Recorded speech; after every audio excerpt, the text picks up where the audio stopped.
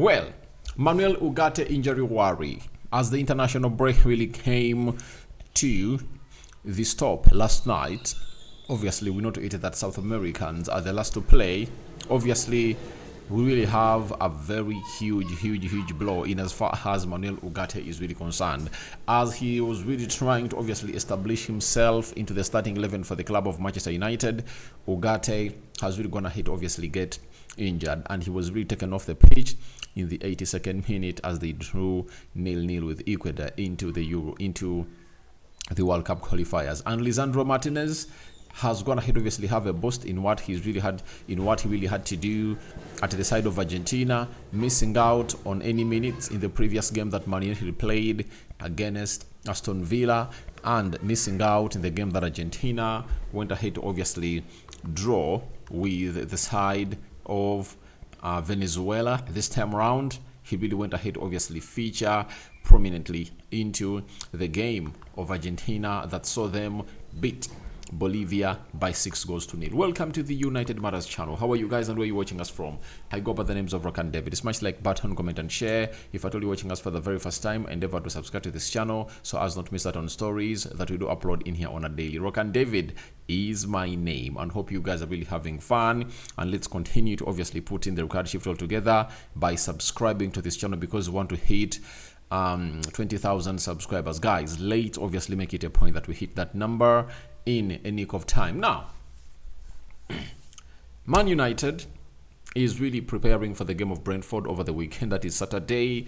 Erik ten Hag was back on Monday at Carrington to obviously prepare for this beautiful game of football, and we all know to it that other players are really readily available, and we know to it that tomorrow is when Erik ten Hag is really going to be holding his press conference. And you know to it that he moved his press conferences from Friday to a Thursday, and that means we'll be knowing who is back, who is not back into the team of Manchester United, because we all know to it that some of the players of Manchester United went to take part into the international break.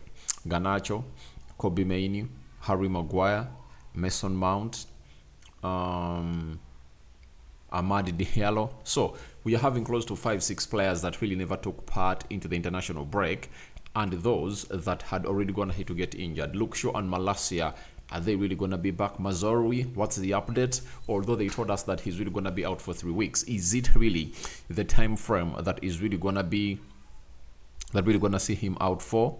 Or he has gone ahead to obviously make what you call a shocking return at the club of Manchester United to obviously feature in the game of Brentford. So that's what Erik ten Hag is going to be addressing tomorrow. And I know plenty of questions are really going to be focusing onto him and the pressure that was put on him by the media that he was nearly going to get a sack. I think that is really going to feature predominantly into what he's going to be asked into that press conference. But before he obviously gets to that press conference, there is a story that we had coming in through from Dean John Soccer.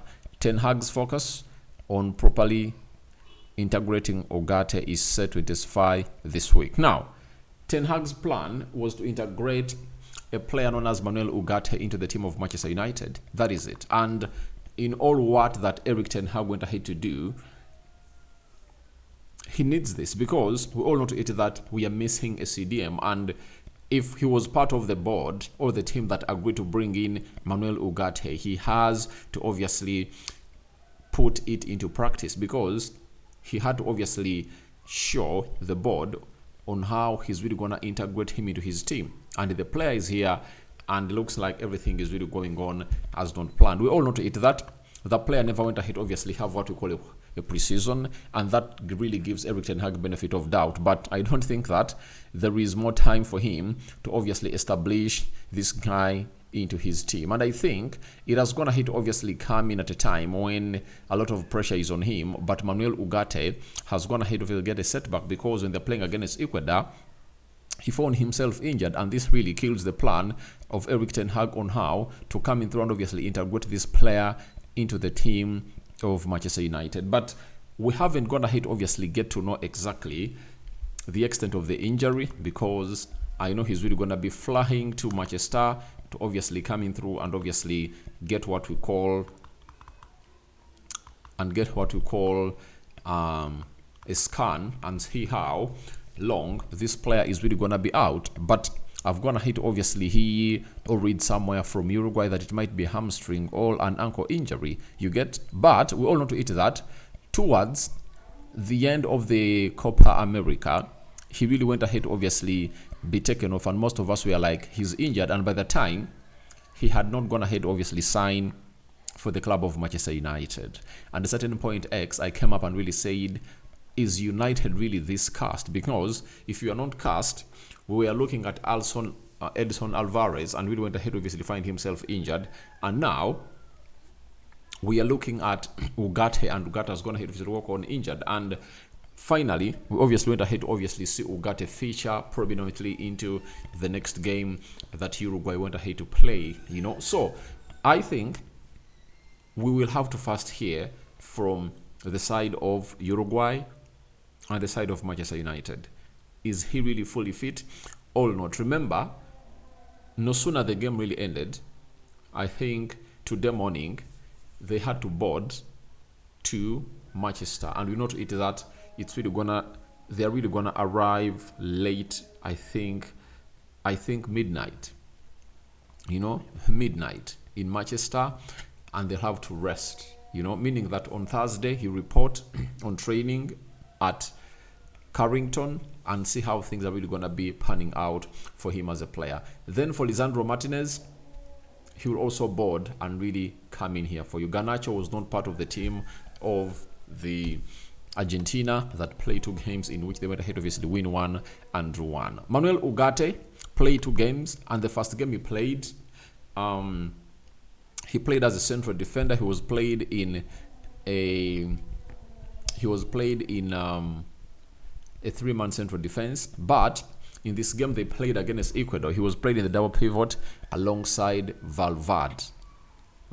You can call him Valverde of Real Madrid, and he really looked very well. And his game by numbers was as follows as a player: 82 minutes played, 57 touches, 4 tackles, 1 key pass, 89% passing accuracy, 1 clearance, 1 shot blocked, 2 interceptions, 5 out of 6 ground duels won. That is Manuel Ugarte for you, bringing you the best of the best into the mix. And for me, what really makes noise for me is the passing accuracy, 89%. I think if a player can average 89% passing accuracy in every game, that means that player has gone ahead obviously put out most of his passes right, you get. So 89%, even if you go to SofaScore, is it called the SofaScore, you can really see the average, you get. For ground duels won, we know he's really good at that. Interception is really good at that. Blockings is really good at that. But his question marks have always gone ahead to rise when it comes to his passing, and everyone has always gone ahead obviously have something to say about his passing. But I believe at the age of 23, he still has a lot of room for improvement before he obviously hits his prime as a player known as Manuel Ugarte. So there is an injury worry for Manuel Ugarte, but Erik ten Hag really has to obviously assess. But I think these games that he's really going to be playing, I think they can give him that allowance of not really having Manuel Ugarte onto the pitch. In the game of Brentford, even if he uses Casemiro and Eriksson in the double pivot, I think they can come in and obviously do a better job. The same applies to the game of Fenerbahce. The problem is that these two are really in their early 30s, but can they really help him feature predominantly in those 3 games that are really going to be saving his career? Because Casemiro has not been playing for Brazil and is really fully fit, and I know he's really going to be getting a nod in the starting 11 for the club of Manchester United, because Kobe Mainoo is one of those players that is really injured, and we don't know whether he'll return into the training session for the club of Manchester United. But we all know that if Kobe Mainoo is here, I tell you, Ten Hag will obviously play him because he has also been resting for 2 weeks. So, which other midfielder do we have?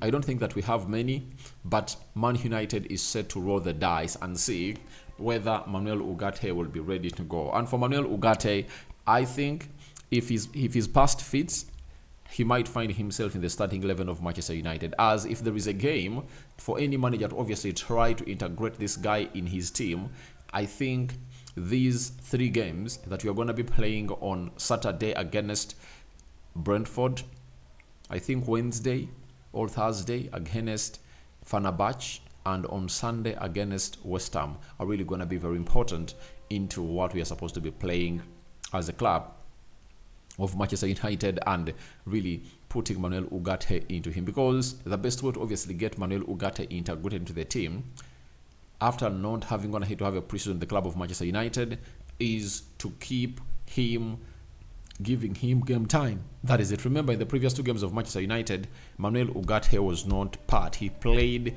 no minutes in the game of FC Porto and in the game of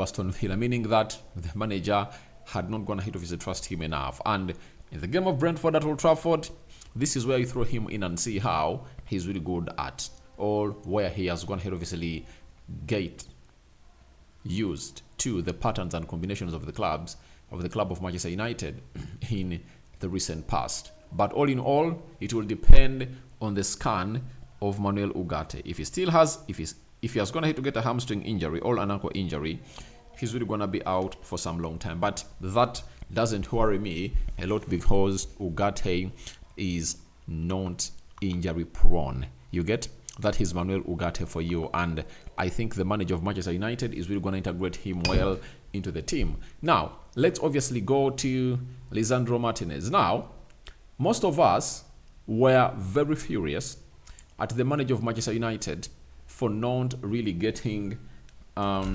this player into the team as we are playing against Aston Villa, and he never really played a minute, even when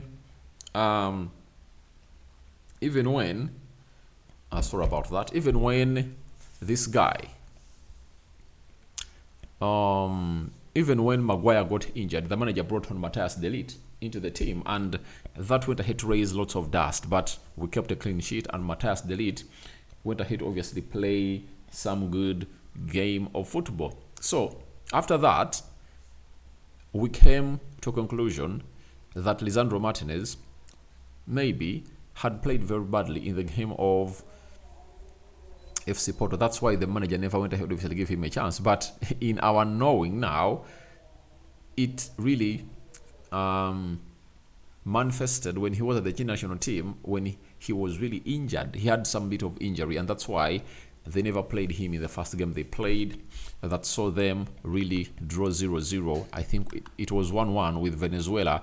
But yesterday, Lisandro Martinez came on and obviously played some minutes, I think like 10 minutes in that game.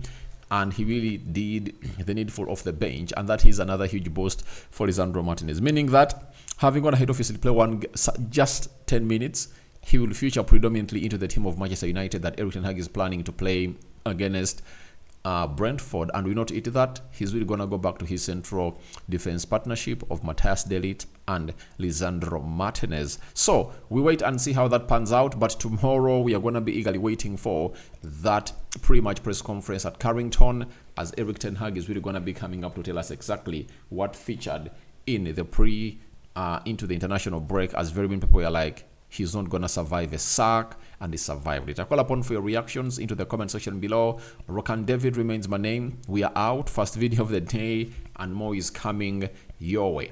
Bye-bye, and don't forget to subscribe, because we want to hit 20,000 subscribers onto this YouTube channel. United content flowing hugely. We out. Bye-bye, and I'm going to be back in the next 2-3 hours with more news and information.